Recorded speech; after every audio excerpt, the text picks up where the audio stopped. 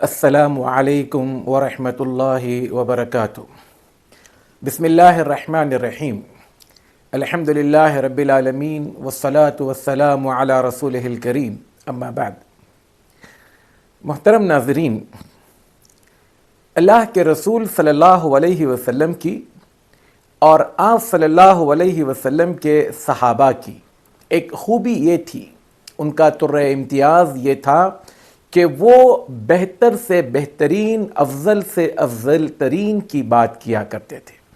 آپ صحابہ کرام رضوان اللہ علیہ مجمعین کے سوالات کو احادیث کی کتابوں میں اٹھا کر دیکھیں، اکثر وہ پوچھا کرتے ہیں ای الاسلام افضل، ای الایمان افضل، ای الصدقۃ افضل، ای الصلاۃ افضل، ای الحج افضل، یعنی اے اللہ کے رسول صلی اللہ علیہ وسلم سب سے بہترین صدقہ کون سا ہے، سب سے بہترین ایمان کیا ہے، سب سے بہترین اسلام کیا ہے، سب سے بہترین صدقہ کیا ہے۔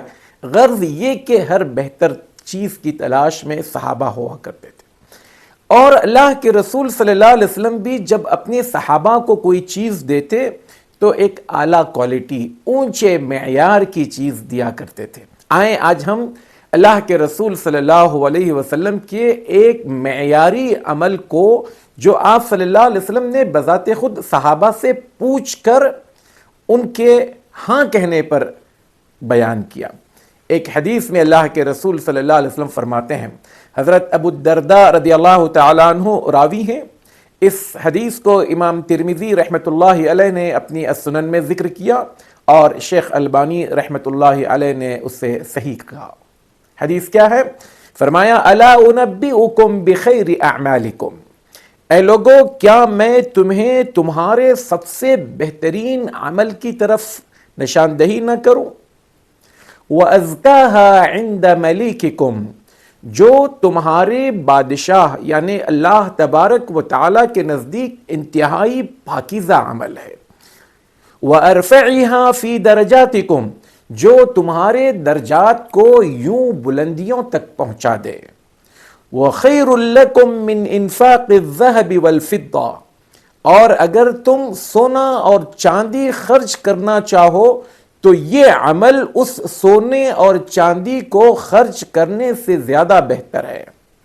وَخَيْرٌ لَكُمْ مِنْ أَن تَلْقُوا عَدُوَّكُمْ فَتَضْرِبُوا أَعْنَاقَهُمْ وَيَضْرِبُوا أَعْنَاقَكُمْ، اور یہ عمل جس کے بارے میں بات کرنے جا رہا ہوں، اس سے بھی بہتر ہے کہ تم دشمن کے مد مقابل ہو، دشمنان اسلام کے ساتھ تم صف آرا ہو، اور اس میں ایک دوسرے کی گردنیں اتاری جا رہی ہو، ان سے بھی یہ بہتر یہ عمل ہے۔ صحابہ کرام رضوان اللہ علیہ مجمعین تعجب کرنے لگے، ایسا کون سا عمل جو بہتر بھی ہے، پاکیزہ بھی ہے، درجات کو بلند کرنے والا ہے، سونے اور چاندی کو خرچ کرنے سے زیادہ بہتر ہے، حتیٰ کہ میدان جہاد میں اپنی گردنیں اتارنے یا دشمنوں کی گردنوں کو اتارنے سے بھی زیادہ بہتر ہے۔ صحابہ نے کہا قالوا بلا یا رسول اللہ، اے اللہ کے رسول صلی اللہ علیہ وسلم ہمیں بتائیے وہ عمل کون سا ہے۔ تو آپ صلی اللہ علیہ وسلم نے فرمایا ذکر اللہ تعالی، اللہ تبارک و تعالی کا ذکر۔